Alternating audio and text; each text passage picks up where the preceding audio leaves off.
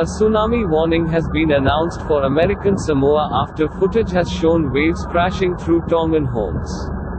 The Tongan Meteorological Service issued the warning for all of Tonga on Saturday evening after ongoing underwater volcanic activity triggered large waves to crash on the shores.